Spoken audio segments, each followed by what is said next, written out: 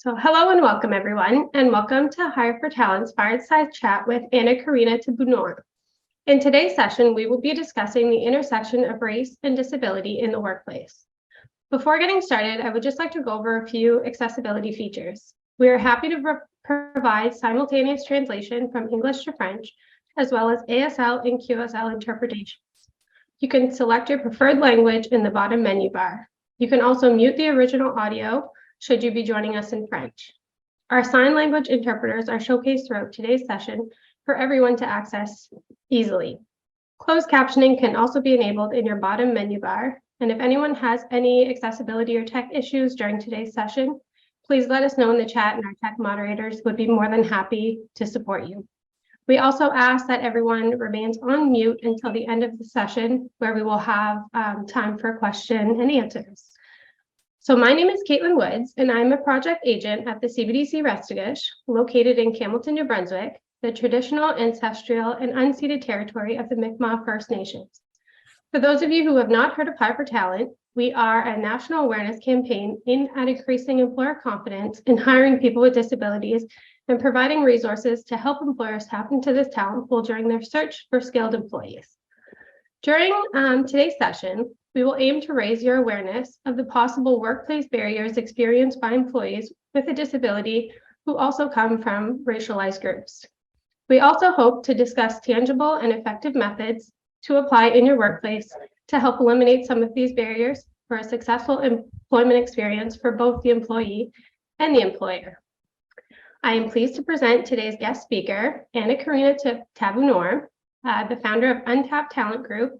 Anna-Karina has 25 years of success in corporate communications, strategy, community advocacy, and journalism. This work is deeply personal because of her own lived experience, which she shares in speaking engagements. Anna-Karina was the host of the award-winning TV series, Canada in Perspective, the country's first show focusing on disability and inclusion. She sits on the board of directors of the Vanier Institute of the Family. She is a proud mom of 3 plus a canine, and we are so happy to have you here today, Anna-Karina, and thank you so much again for your time and joining us to share your expertise. So I guess I can get started, and I'll ask my first question for you. So can you describe why it would be important for employers to understand the intersection of race and disability when creating inclusive workplaces? Well, Caitlin, I think it's first important to understand the prevalence of disability in the workforce. So we know that 1 in 5 Canadians manages a disability, at least one disability, and that translates to 1.6 million Canadians. And the disabilities, many of them are not visible. So think of people recovering from stroke or people who've got vision or hearing impairments. There's also things like chronic pain and fatigue. We've got learning disabilities, mental illnesses, chronic and episodic conditions such as MS and lupus. And when you add to that, we've also got this emerging cohort of people with long COVID whose symptoms tend to be invisible and episodic. So you've got that cohort. And I also want to share with you an interesting stat that I found from the Institute of Work and Health. They found that between 25 to 49% of participants had not shared any information with their supervisor about any physical or mental limitations that was created by a disability. So that's 25 to 49% of participants. And their decisions were often guided by protecting their reputation or perceived trust or support issues or perceived job insecurity. So in other words, people just didn't disclose their disability for a number of factors that are disability related. And then when you factor in race, this adds yet another layer of complexity. So disability, in many cases, I can choose not to disclose, but what I can't hide is my brown skin, my black hair, and my black eyes. And a very big part of my own identity is very apparent when I walk into a room or I show up on your screen like I am today. So when people say, well, I don't see color, it's like denying a person of color their identity. And it communicates that that person who was said that I don't see color doesn't see color, it kind of telegraphs that they've always been in a position where they've never had to consider the color of their skin and how it determines how people will treat them, regardless of their skill or education. And on that, I came across a 2020 Statistics Canada report that shows that 14% of Canadians with disabilities are people of minority groups or racialized people, somebody who looks like me. Okay, that's 14% of Canadians with disabilities are from racialized groups. And over a third of them, 33%, are university educated. And that same proportion says that their work does not give them the opportunity to use all of their education, their skills, or their work experience. In other words, about 1 in 3 racialized people with disabilities say that they're underutilized in the workplace. And that's due to a number of factors. And it's not a simple, singular answer. So I hope that through the course of our conversation this morning, and some of the stories that I can share, our audience can gain a better understanding of how to include and advance Black, Brown, and Indigenous people with disabilities. I think it's great that you shared those statistics, Anna-Karina. I think it's great for employers to know those statistics. And with today's workforce, like a lot of employers are going to be tapping into those talent pools. So it's great for them to know those things. So I guess that will bring us to our second question. Do those who identify as being part of a racialized group and as a person with a disability experience more complex barriers in the workplace? And what can employers do to help them, to help eliminate these barriers for a successful employment experience? Okay, I'll address that last question first. When you talk about some of the barriers in the workplace, especially for people who run small businesses, some of the barriers you might not even be aware of because you don't have the same lived experience or the same perspective as somebody who's had to consider the reactions to their color or their cultural background. Let me give you a very practical example. So we're in the holiday planning season. So a lot of organizations are planning holiday get-togethers. And I know from having spoken to a lot of business owners that one option is, let's get the team together, let's go to the bar at 3:30 or 4:30. So that assumes that the people in your work environment are fine with showing up at a bar in the late afternoon. What it doesn't consider is that not everybody is from a drinking culture. Are there religious considerations among some team members? Are others fasting? Another consideration too is that the noise in an establishment like a bar, it could be too loud for someone, especially for someone for whom English is a second language. And so the level of comprehension may not be there. So what you think could be a gathering for a cause for celebration can be a source of stress for other people. And so I guess the lesson in this is when you're planning something, consider other people who may not normally go there, or instead of just going out and planning it and sending out the invitation, ask them first. Great. And I know in our previous conversations, you had mentioned where a lot of the workforce is turning virtual. I know we had a little discussion on like Zoom calls and how people come from different, socioeconomic backgrounds, and maybe they're not in the same environment as others. So maybe, I think you mentioned a solution to that could be maybe offering them to not turn their camera on. So maybe if you just want to elaborate on that a little bit. Sure. Quite recently, I was involved in a series of coaching and consultation with a small organization. They had about a dozen people on the team. So I did a series of video calls with this team, and only 2 people consistently had their cameras on. And those 2 people were the boss and the second in command.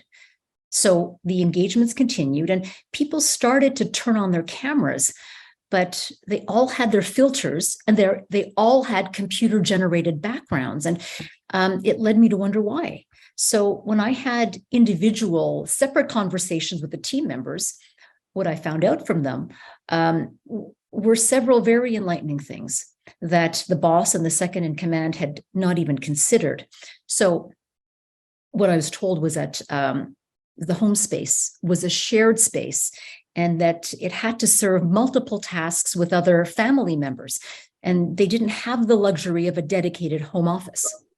Others told me that the background behind where they were seated showed cultural art or objects, and they weren't sure how those would be perceived by the team. In other cases, they were living in apartments. And so connectivity was also an issue. So turning off the video helped with the signal strength. That was very enlightening to me because, a lot of us are on Zoom like we are now. And there's this instinct to say, turn on your camera, turn on your camera. And what that fails to recognize is that there are people who aren't comfortable for a variety of reasons, disability, and other factors beyond their control. Yes, great. And another thing too, I just wanted to bring up in terms of the barriers that these people from racialized group may experience in the workplace. I know in our previous chats too, you talked about open access and how it shouldn't just be the responsibility of the person with a disability or that comes from a racialized group, that it should be as a whole, the employer versus the employee as well. Well, yes, because what happens is if there's an expectation that the person from the already marginalized group has to already show up and do more to educate, that adds to their workload and it adds this extra emotional toll and burden on them. And so you run a higher risk of burnout. You run a higher risk of perhaps physical, mental exhaustion too. And if I'm an employer, I don't want that. So the suggestion is for employers, colleagues, to learn more.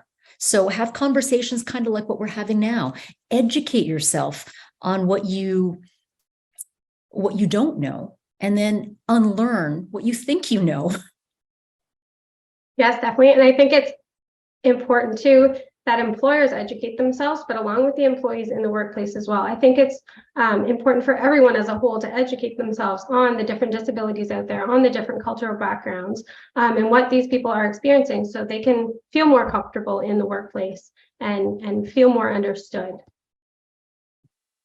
Well, yes. I mean, it's hard to open your doors to a community that you're unfamiliar with if you don't know how to speak with them, if you don't understand the customs that can inform certain behaviors or reactions or responses. Because what tends to happen is we default to the norms and the customs of the majority population, which in our country tends to be white, Christian, colonial.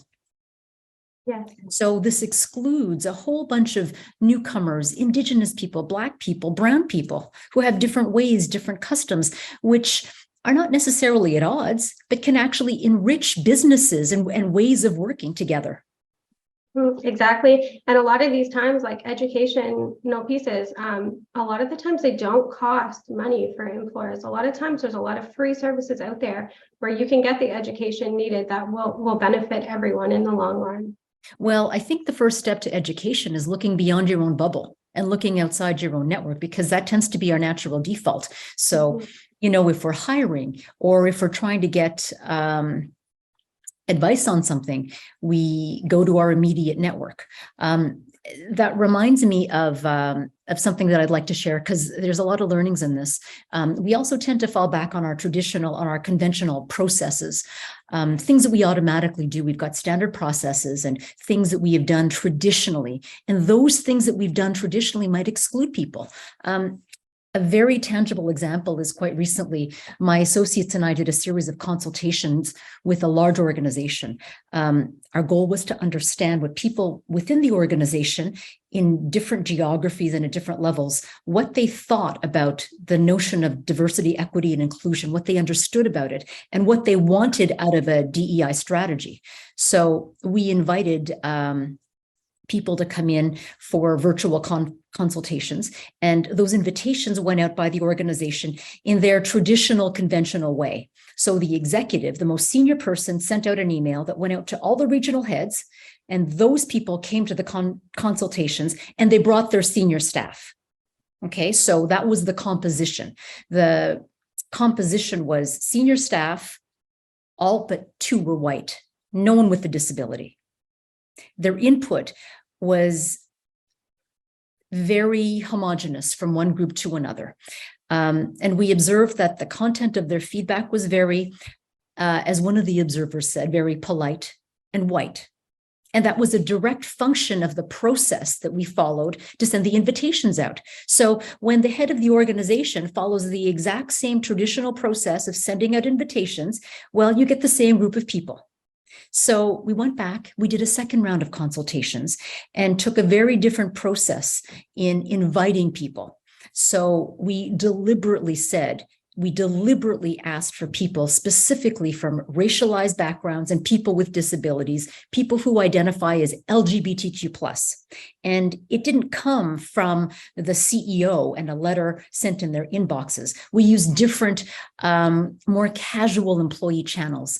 And the results were vastly different.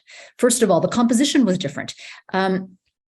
We had people from all levels of the organization come in, from the office manager to somebody from HR to somebody in tech. So we had a much more diverse representation of different areas, different dimensions of the organization, not to mention different seniorities. And we had people with actual lived experience who can speak to the topic. So my point there is, take a look at how you do things, because inherent in that process could be embedded ways that you're excluding people that you don't want to. And you're missing out on so much information and so much lived experience that your own processes and your organizations can benefit from. Yes, that's great. And I think this actually leads right into my next question for you. Through our research, we have found that larger organizations are more likely to have inclusion policies in place. What are some strategies for some under-resourced workplaces like SMEs or organizations with no HR staff that are in remote areas to help them integrate inclusive practices into their workplace? Well, yes, I completely understand that reality that many employers don't have the bandwidth for a dedicated staff. But what SMEs know is their own processes. And they know that they've got to follow certain processes because it drives their bottom line. It drives customer satisfaction. It drives new clientele. So just look at how you're doing your business. Look at how are you recruiting. It doesn't have to take a very involved, resource intensive approach to do this. So ask questions like, for recruiting, for example, where are you casting your net? Are you going to the same sources? What kind of language are you using? Are you speaking a language that's understandable to a new group of people? And I don't mean English or French. I mean the kind of language, the kind of verbiage, the kind of words you're using that describe your culture. Be very explicit. Are there certain groups that you want to attract? You know, if you're open to the transgender community, well, why not say we are friendly to whoever it is that you want and you appreciate all that kind of diversity? So look at where you're casting your net. How are you communicating to this audience? And how are you communicating what you do? It's also important to consider who you're inviting into your network and your business. So it's not just your customers and your clientele, but look at your supply chain as well. Who are you doing business with? Who reflects your own values? Perhaps some of your business partners, the both of you and the group of you can work together to broaden your supply chain, diversify your supply chain. So there are these different areas that you can consider to help speak to a broader range of diversity that includes disability and racialized people. Yeah. And I think too, with a lot of like small businesses, I think across Canada, they're all experiencing the same issue is, finding staff. We're having such a shortage of Sure. finding staff. So I think now is a great opportunity for small businesses and other organizations to tap into this talent pool, because there's a lot of talent to be found, and it's a matter of being open. And I think the word accommodations, I think it scares The scary word, isn't it? Yeah. Well, you know what? Why don't we reframe that? Like, why don't we not call it accommodations? Why don't we just call it workplace flexibility? I was recently speaking with a small business owner. He owns a coffee roaster, and it's a small staff. I think he said about half a dozen, and he doesn't use the word accommodation at all. He says, well, I have somebody who's in a wheelchair, and we just move things to a lower shelf. We put things on casters so they can move easily. That's how I'm sure just doing that benefited that one individual, but I'm sure it benefited a lot of other people. I mean, for me, I know I am a short person. I don't have a disability by all means, but it would definitely benefit me to having a shelf a little bit lower. Exactly. And then you don't call that accommodations. It's something that you're doing differently in your business. And the benefit for one person is a benefit to all. And that's the beauty of universal design, of when we start thinking about how to make things, how to tear down barriers for one specific group actually is of benefit to a broader population. Mm-hmm.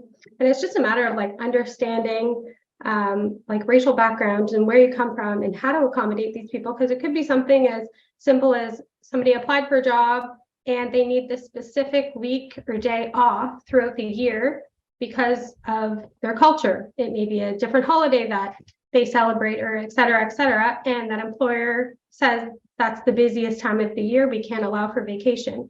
But just finding a way around that, whether it be, I don't know, maybe that employee doing a little more workload the week before they need that day or that week off, or getting other employees to join in to help that one person have that day off or have that holiday off that they need. And I mean, that's sustainability. You're going to keep that employee forever if they know that this is very important to me. You understand that it's important to me, so let's make this work.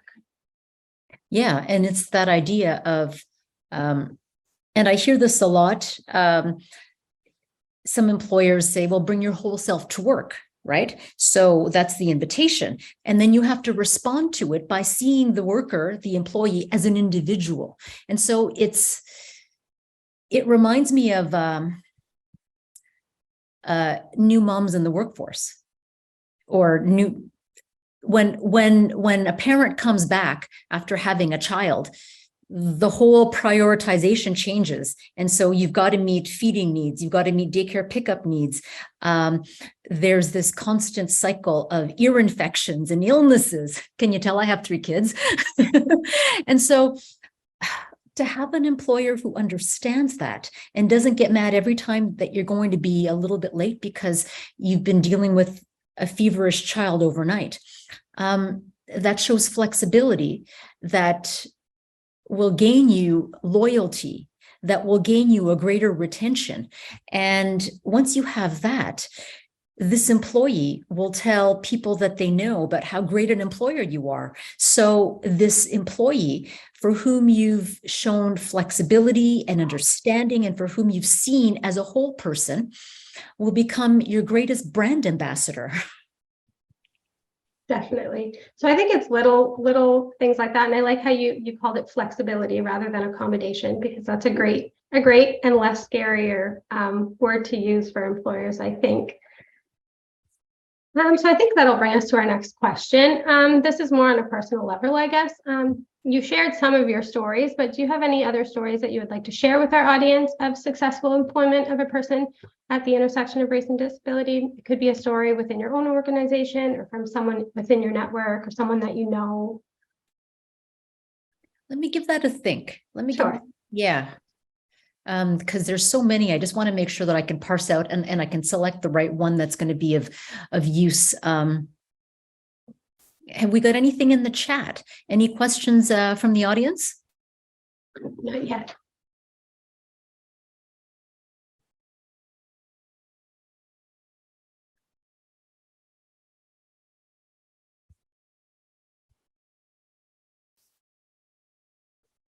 So an example of a successful recruiting of somebody from a racialized background, well, that would be me. I can share many examples in the workplace that I've gone into where I didn't necessarily feel totally included so I came to Canada as an immigrant, so I didn't have a background of how to network, of business culture in a corporate setting. I was brought up to address people higher than me, people older than me, as sir or madam, never by first name, ever, because that was considered a huge sign of disrespect. So when I first got my very first corporate job, my boss, everybody called one another by their first name. But for me, just culturally, it was so disrespectful for me to call my boss Denis. So for 2 weeks, I was trying to figure out how to talk to him without saying his name, because it was just so different for me. Now, that's just one little, it may seem like a little example, but thinking back, that was very stressful because I didn't know how to navigate and I didn't have a mentor. And so there are a lot of first generation new immigrants that are here who don't necessarily have what's called the Canadian experience. And what would be of so much help, as it would have been for me, would have been to have a mentor, just to teach me just common, simple things like it's okay to call your boss by their first name. Yeah, so I guess in that circumstance, like as the employer, what could they do to make that a more comfortable situation for you? Well, looking back, it would have been a sit down to say, how should I address you? Okay, Anna-Karina. And how do I pronounce your last name? Like ask. Last name Tabuñar. That's another thing that I find is if there's a long, complicated looking name, some employers may try to shorten it or give the employee a nickname because it's convenient for them. Ask them first, how shall I address you? Because in a lot of cultures, a name is a sign of, it's a source of pride. It's a source of their family lineage. And so don't diminish that by not asking them. So ask first. And then, so in my case, if my employer had said to me, like right out, call me Denis, that's fine. You don't need to call me Mr. Monsieur. That would have taken a lot of weight off my shoulders. Definitely. I think that's a great example, a simple and easy example of how employers can kind of open their mind to this intersection of race and disability. I guess to kind of wrap, it's to have that conversation. Take the time, and don't wait till like a month into the probationary period. Make that one of the first things you do. Definitely. And I guess like we're almost at our end of time here, but I guess it's a good point to wrap up.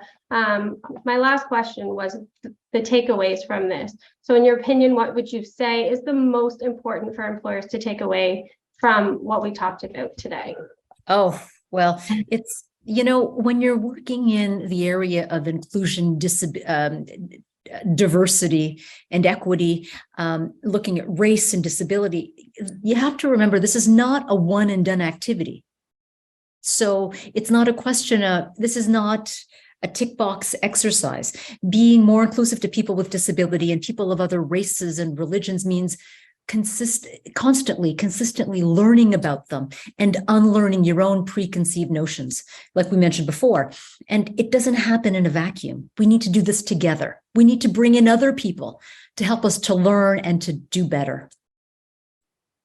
I think those are my two takeaways as well. Education and communication, I think, are the two biggest things that employers can do to help include these individuals in the workplace. Yes. Yeah, so we do have a question in the chat, I believe. So now we can allow time for question and answer. So if anyone has any questions, feel free to unmute yourself. You can ask the question. If you're not comfortable unmuting yourself, you can type it in the chat. Now, Anna, I don't know if you can see it in the chat or if you would want me to read it out to you. Oh, you're on mute. Would you kindly read it out, because Sure. I'm not able to expand my text like I normally do. Sure. So we have one from Sarah. She says, I work in a tech-based company that is at a critical cultural shift. They're at a point where they want to change, moving from a boys' club type of culture towards a more diverse and inclusive one.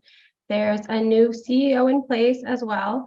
Any advice for me as a DEI and engagement professional brought on board recently to help them find their new culture?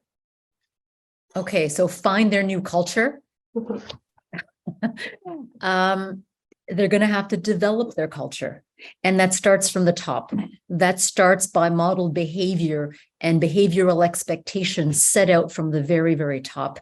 It's important to have a conversation with that new CEO and understand what the CEO's perspective is, what the CEO's understanding of where they want to go is, and how they perceive the current culture. It's also imperative for the senior leaders to go through to go through their own learning program.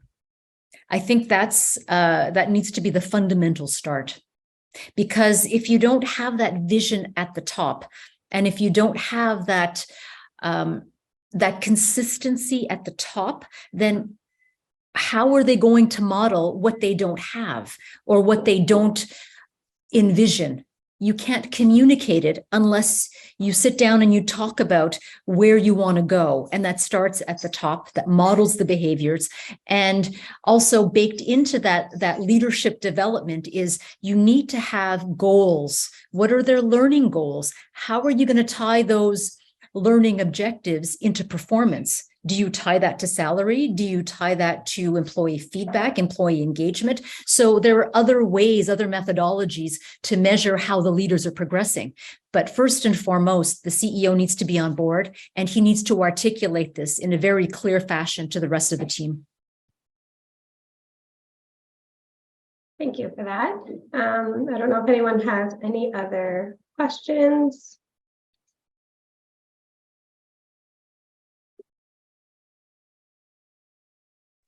You know, I'm also thinking too that leaders also learn from other leaders. So for Sarah, if she knows any other organizations in the same space, in the same region, then it's a good idea to connect with them, the other DEI practitioners. And then that way you're creating an ecosystem so that you're not doing this alone. What tends to happen in the area of DEI is a very high churn, especially in cultures and in environments that are just beginning, because this is hard work. It's hard, emotional, it's multidisciplinary work that involves change management, and change management has to happen right across the organization at various levels.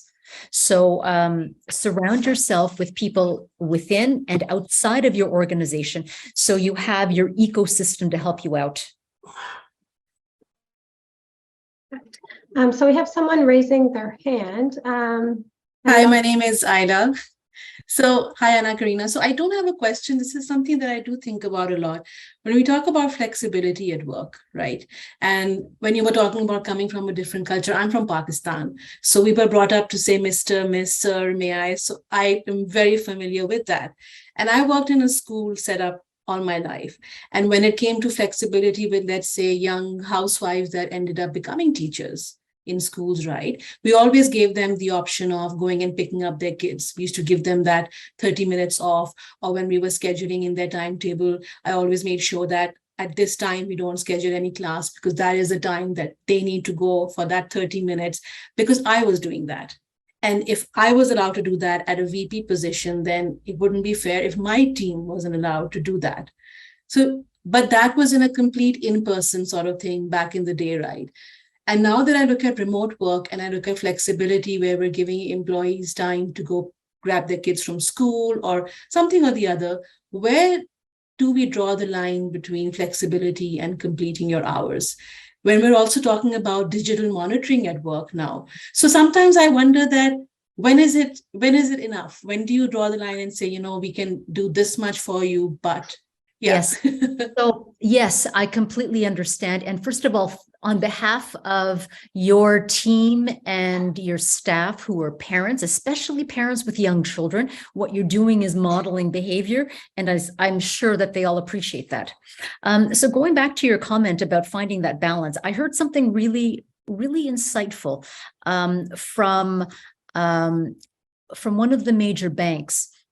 No, I'm sorry. It wasn't one of the major banks. It was one of the largest crown corporations in human resources when they were talking about one of the tactics that has led to them being considered as one of the employers of choice for people with disabilities. So to strike that balance where you've got flexibility versus, I guess, too much from an employer's perspective and a human resources perspective, the language they use is need versus preference. So you may have people who prefer to work 4 hours a day, but that doesn't meet your business needs. That is their preference. If you have a need for someone due to disability, due to religious observation, due to childcare needs, that is a need versus an individual employee preference. So I hope that helps to answer your question with regards to balancing employees' requests and business drivers. So the imperative is to clarify your language between offering flexibility for what is a need and drawing the line at a preference.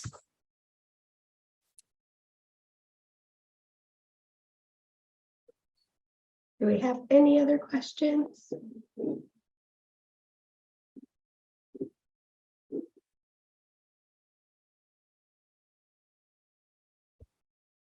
Okay, well, if that is all the questions that we have for today, I want to thank you all for taking the time out of your day to join us for this important conversation. And I hope you took away some great information on today's session and better understand some of the barriers that employees at the intersection of race and disability might face and how you can help eliminate them in your workplace. If you have any further questions, please feel free to email them to us at info@hirefortalent.ca. And we would be more than happy to answer them. So thank you all again. Anna-Karina, thank you as well for your time today. It was such a pleasure chatting with you. And I hope you all have a great rest of your day. You as well, Caitlin. Thank you for inviting me and thank you for putting race on the radar of employers. It's very important.